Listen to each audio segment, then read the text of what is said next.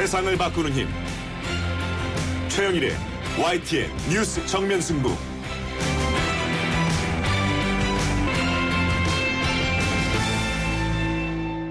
YTN 뉴스 FM 뉴스 정면 승부 3부 시작합니다. 총선 전국에서 잠시 잊혀졌던 이 누리과정 예산 문제가 다시 불거질 분위기입니다. 잠시 후 더불어민주당 누리과정 대책 특별위원장인 김태년 의원 연결해서 자세한 이야기 나눠보겠습니다. 오늘 서초구 검찰청사 앞에서는요, 가습기 살균제로 가족을 잃은 유가족의 눈물 섞인 목소리가 울려 퍼졌습니다. 이 가장 큰 피해를 유발한 옥시의 신현우 전 대표이사 오늘 검찰에 소환됐죠. 이 피해자 측의 입장 들어보겠습니다.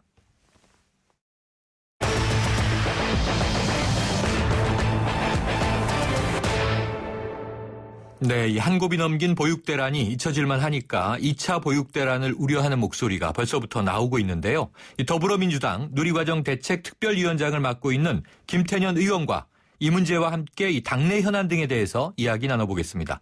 의원님 안녕하십니까? 네, 안녕하세요. 김태년입니다. 네, 먼저 이 2차 보육대란 이야기 좀 나눠보겠습니다. 서울의 경우에 이 시교육청이 편성한 누리과정 예산이 5월 말이면 바닥이 난다면서요? 네. 그럼 이 경기도의 경우는 또 도가 자체적으로 편성한 어린이집 예산은 이미 바닥이 난 상태고요. 네. 서울은 방금 말씀하셨던 대로 이제 5월 말이면 바닥이 나게 되는데요. 네. 이에 대한 대책을 빨리 세워야 할 거고요. 경기도는 그래도 오늘 추경 편성을 했습니다.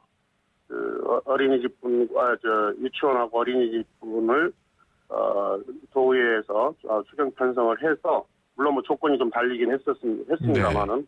그래서 경기도는 지금 현실음을 놓은 상태인데 근데 이게 이제 정확하게 짚고 넘어가야 되는데요. 네. 그럼 뭐 다 아시다시피 대통령 공약 사업이기도 하고 또 법적으로 어린이집을 강제할 이 의무가 없는 거거든요. 네. 중앙정부가 편성을 해줘야 되는 건데 지금 정부는 엉뚱하게 무슨 뭐 특별회계법 이런 거 만들어서 어린이집을 교육청에서 하도록 하겠다 이런 주장을 하고 있어서 좀 어이가 없죠.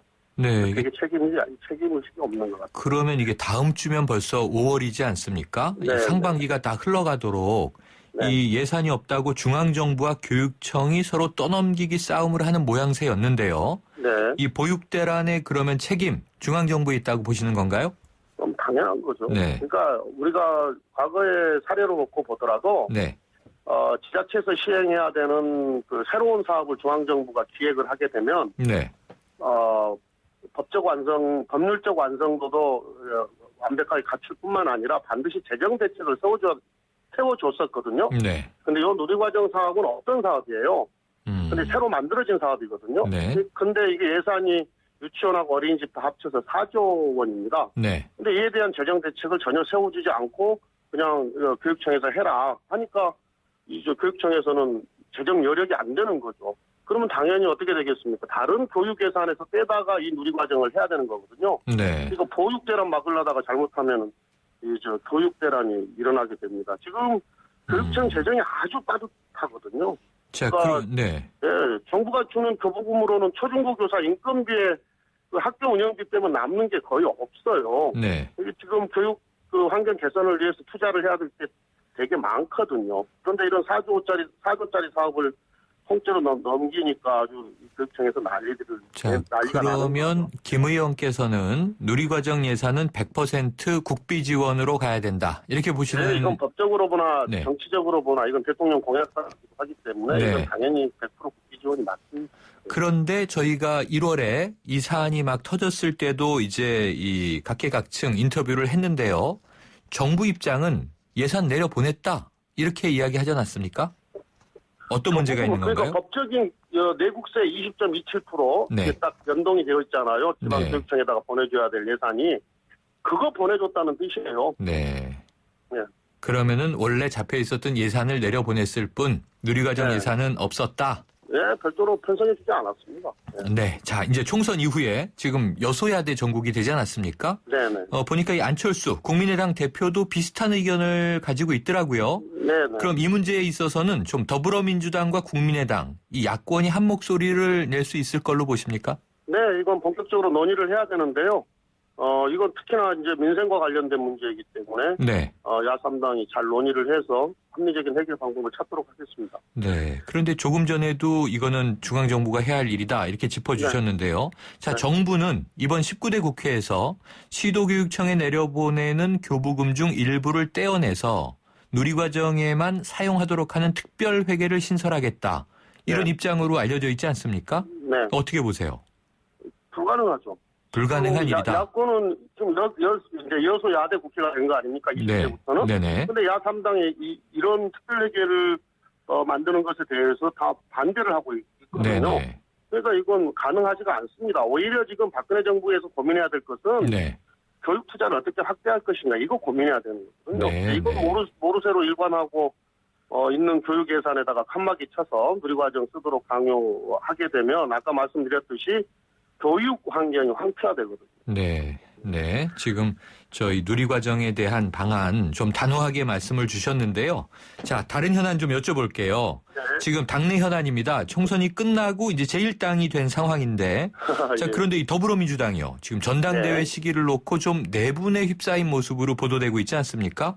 네. 그러면 김 의원님은 이 전당대회 연기론이세요? 아니면 연기 반대론이세요?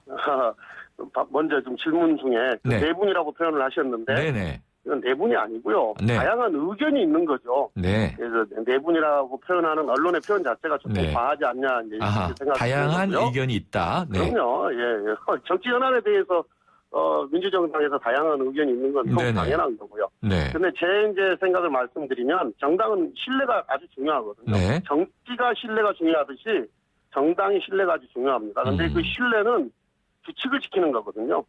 그 정당의 규칙은 당헌 당규에 다 명시가 되어 있거든요. 네네. 그 당헌 당규대로 실행을 해야 할 때 신뢰를 얻을 수 있다고 봅니다. 네. 이건 당헌 당규 규정된 대로 하면 됩니다. 아, 정당의 규칙인 당헌 당규대로 하면 된다. 그런데요, 지금 이 뭐 내분이라는 말은 아까 바로잡아 주셨습니다만, 이 예. 김종인 대표가 이 전대 연기론에 좀 힘을 실어주는 발언을 자주 하고 있는데 네. 왜 그렇다고 보십니까? 언론에서 해석을 그렇게 하던데요. 뭐 정확하게 전대 연기하자 이렇게 표현하신 것은 없는 걸로 알고 있습니다. 없다. 근데 네.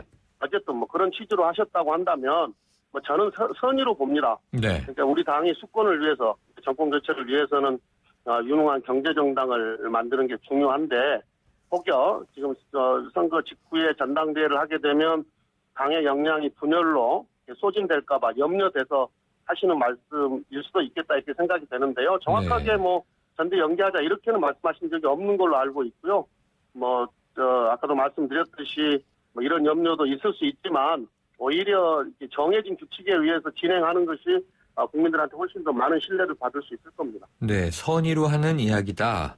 자, 그런데요, 아까 이제 언론의 책임도 짚어주셨습니다만, 이 김종인 대표와 문재인 전 대표 간의 좀 불협화음, 언론에 자주 보도되고 있지 않습니까? 그럼 이 두 분의 관계 지금 어떤 상황으로 보고 계세요? 예, 두 분 다 새누리당 정권 연장 안 된다 이런 생각을 공유하고 있지 않겠습니까? 네. 뭐 그렇게 공유하고 계시는 건데 이를 위해서 필요한 각자의 역할을 잘 알고 계시고요. 또 그런 역할에 의해서 앞으로 이렇게 정치 행보를 잘 하신다고 생각합니다. 네, 그러면은 이 김종인 대표와 문재인 전 대표의 금요 만찬 이게 좀 이제 파장이 있었는데요. 자, 지난 금요일 회동에 김 의원님 같이 배석해 계셨나요? 네, 안 했습니다. 아, 그 자리에는 안 계셨고. 그러면은 네. 이것도 좀 언론의 과대 해석인가요? 그렇죠. 제가 아는 것만 말씀을 드리면 네네. 오늘 마침 인터뷰가 있어서 저도 좀 취재를 했는데요. 네네네. 배석자는 없었어요. 네네. 예, 단 두 분이 만나신 거고 그 만남을 알고 계시는 분도 당사자 두 분 포함해서 딱 네 분밖에 모르는 일정이었다. 네. 이렇게 이제 알고 있는데요. 그날 당일날 분위기가 좋았다 그래요. 네네. 예, 뭐 근데 이제 두 분이 나눈 대화야 뭐 배석자가 없었으니까 두 분만이 아는 거 아니겠어요? 네. 그런데 대략 나눈 대화는 지금 최소한 지금 언론에 나온 이야기는 좀 사실하고 다른 것 같아요. 네. 그러니까 합의 추대는 당 분위기, 그러니까 하고 싶어하는 네. 분들이 있지 않습니까? 이런 네. 당 분위기 때문에 어렵겠다 이렇게 말씀을 하신 거고 네네. 경선에 나가면은 혹여 상처받을 수 있겠다 이렇게 말씀을 하셨다고요. 네네. 그러니까 전체적인 취지는 문재인 대표는 김종인 대표를 매우 염려하는 발언을 네. 하신 거죠. 말씀을 네. 하신 건데 그 다음날 일부 언론에 문재인 대표가 출마를 권유했고 김종인 대표 나는 안 나간다 이런 식으로 보도가 나갔어요. 이건 네. 조금 사실관계가 잘못 정리된 것 같습니다. 네. 근데 네. 최근에 이 상황에서 조금 아쉬운 것은 네. 어쨌든 문재인 대표는 야당의 유력한 대선 후보 아닙니까? 네. 그리고 우리 당의 어떤 소중한 자산인데 이분에 대해서 이렇게 듣기 좀 심하게 이야기하면 함부로 이야기를 해서 네. 흠결을 내거나 또는 국민의 신뢰를 떨어뜨리는 발언들 이런 것들은 조금 자제해 주시는 게 좋겠다. 네. 이런 생각을 합니다. 자, 그런데요, 의원님. 이제 배석자가 없었고, 이제 또 취재하신 내용을 지금 전해주셨으니까 이제 저희가 믿겠습니다만, 문제는 뭐냐면 요즘에 SNS가 있어서 이 전 의원이나 현 의원이나 다양한 이제 이 정치인들이 자기 의견을 쏟아내지 않습니까? 네네. 아까 내부는 아니고 언론의 해석이 과대하다 이렇게 말씀하셨는데요. 네. 지금 최근에 이 정청래 의원 같은 경우에는요. 네. 뭐 이제 20대 국회에서는 이제 원내 없습니다만 네네. 지금 김종인 대표 체제에 대해서 좀 강한 반감을 드러내고 있고요. 네. 오늘 회자되고 있는 이 손혜원 당선인의 SNS나 인터뷰를 네. 보면 네. 지금 이 김종인 대표에 대해서 나도 이제 지친다. 정청래 의원의 컷오프부터 이 판단이 잘못됐다. 이런 네. 또 이제 이 반론들이 나오고 있지 않습니까? 네. 그럼 네. 이것을 있는 그대로만 해석을 해도 내부에 좀 김종인 체제에 대한 지지와 반대 세력이 네. 좀 갈라지고 있는 건 아닌가요? 그러니까 그분들, 그러니까 정청래 의원의 발언은 정청래 의원의 생각을 이야기한 거예요. 네네. 또 손혜원 이제 당선자는 문재인 대표도 잘 알고 또 김정인 대표도 잘 아시는 분 아닙니까? 네네. 예, 그 두 분을 다 잘 아시는 분인데 그분은 또 그분 생각을 말씀을 하신 거고요. 네. 또 본인이 보고 느낀 것에 대해서 또 표현을 하신 거죠. 네. 그냥 이제 각각 생각은 다를 수 있다. 그럼요. 그런데 정당은 또 하나의 조직으로 한 목소리로 또 이 힘을 합쳐야 될 때가 있는 거 아닙니까? 물론이죠. 예. 네. 근데 그럼 당원 당규에 따라서 그렇게 될 것이다. 이렇게 전망하시는 거죠? 네. 전당대회가 예정대로 열린다면. 네. 네. 알겠습니다. 의원님 오늘 시간 때문에 말씀 여기까지 드릴게요. 감사합니다. 예, 예. 네, 네. 고맙습니다. 네. 지금까지 더불어민주당 김태년 의원이었습니다.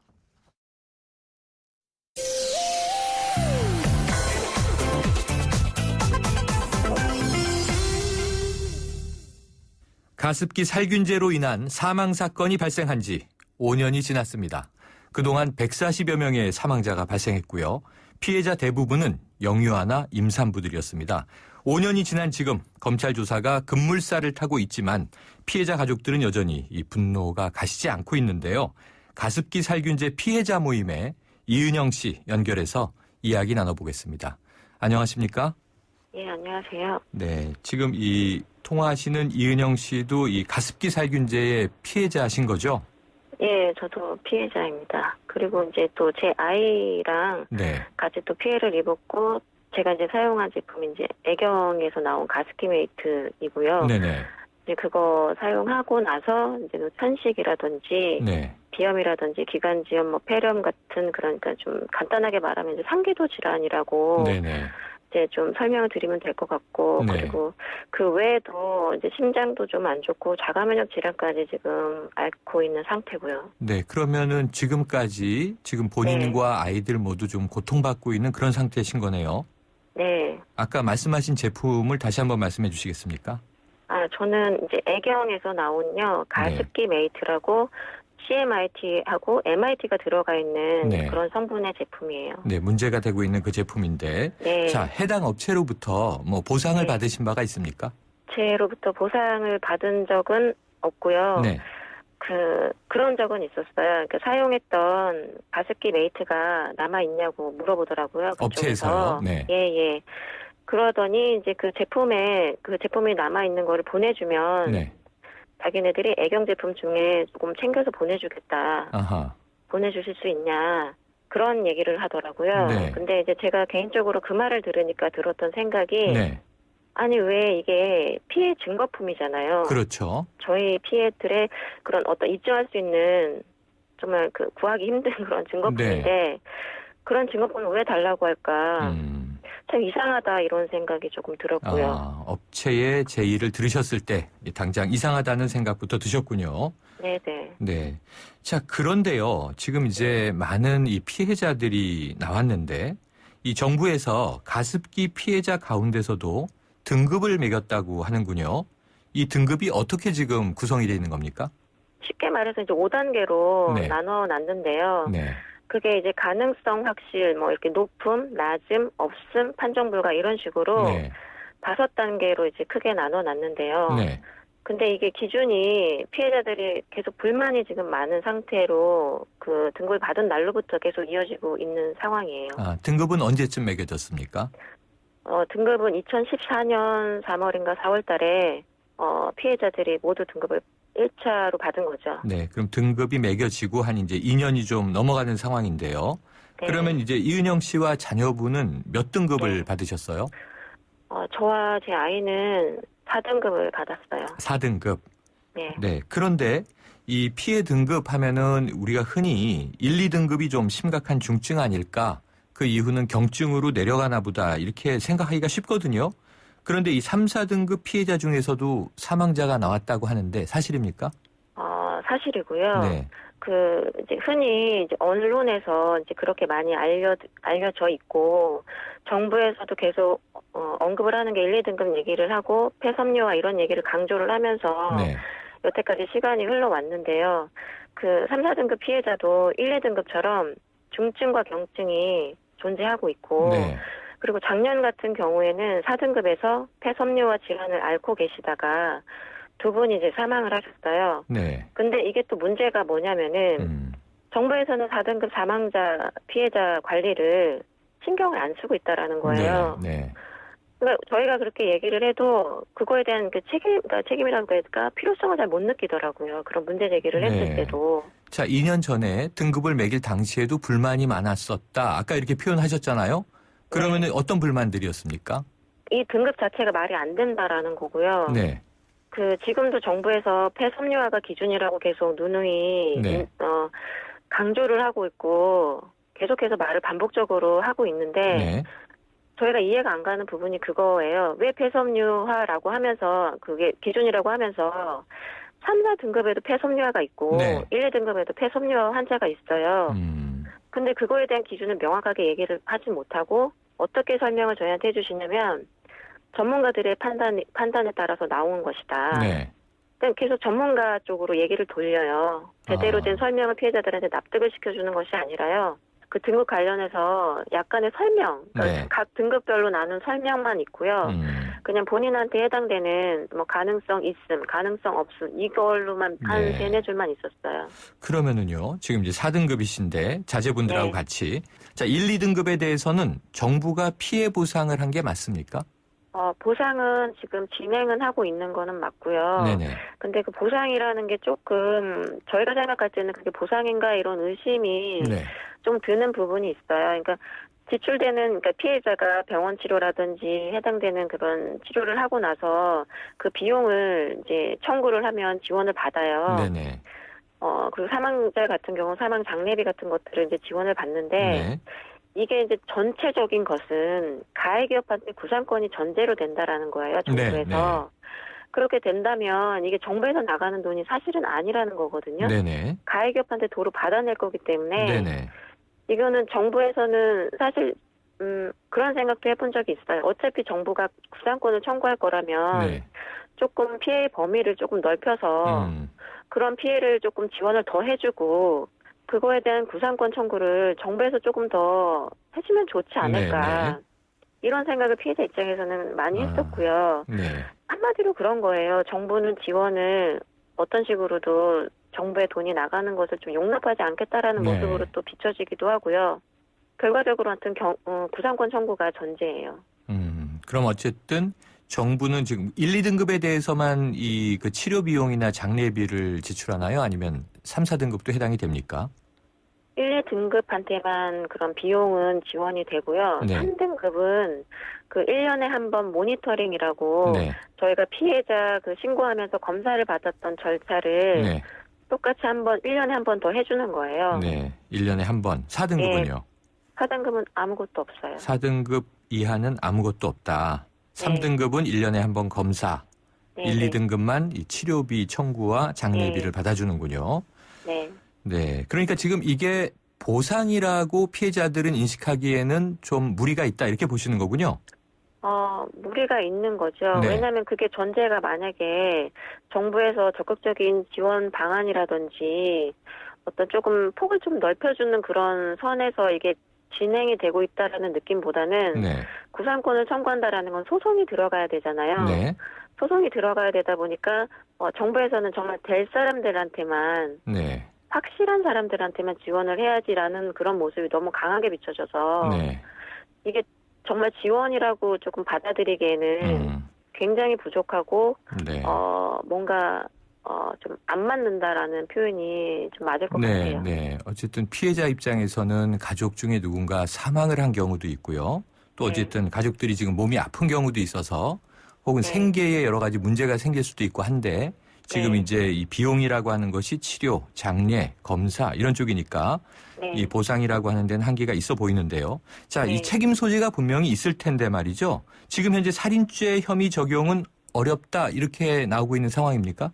지금 분위기는 이제 그렇게 나오는데 제가 정말로 되물어서 여쭤보고 싶어요. 이게 사람들이 수백 명의 사망자와 피해자가 발생을 했는데 그 또 생존자는 또 앞으로 계속해서 어떤 고통이나 치료를 받아가면서 살아야 되거든요. 그러면 이 생존자들은 그리고 유가족들은 정신적으로도 그렇고 육체적으로도 그렇고 그 고통들이 정말로 이거는 고의적이든 아니든 이거는 명백한 살인이라고 보이는 거고요.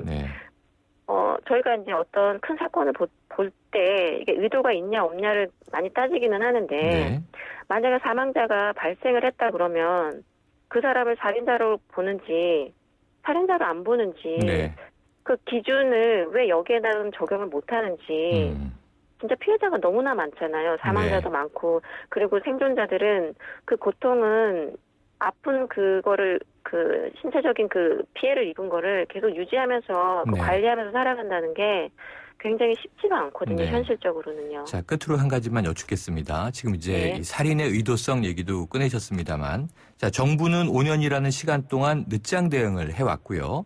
그렇다면 그 시간 동안 이 기업 측에 조작이나 은폐 가능성 있다고 보십니까? 이게 정부가 조작이라든지 은폐라든지 이런 게 피해자들은 솔직히 말씀을 드리면 없었길 바래요. 정말로 없었길 바라고 있고요.